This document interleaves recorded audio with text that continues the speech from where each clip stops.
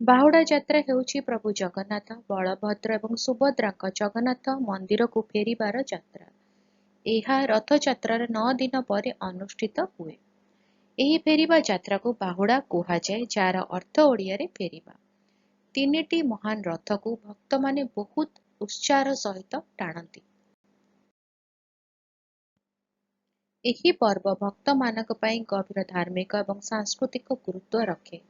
ଏହି ଦିବ୍ୟ ଦୃଶ୍ୟ ଦେଖିବା ପାଇଁ ପୁରୀରେ ହଜାର ହଜାର ତୀର୍ଥଯାତ୍ରୀ ଏବଂ ପର୍ଯ୍ୟଟକ ଏକାଠି ହୁଅନ୍ତି।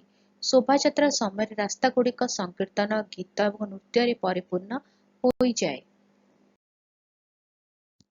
ବାହୁଡ଼ା ଯାତ୍ରା ଦିବ୍ୟତା ଏବଂ ଶାନ୍ତିର ପ୍ରତୀକ।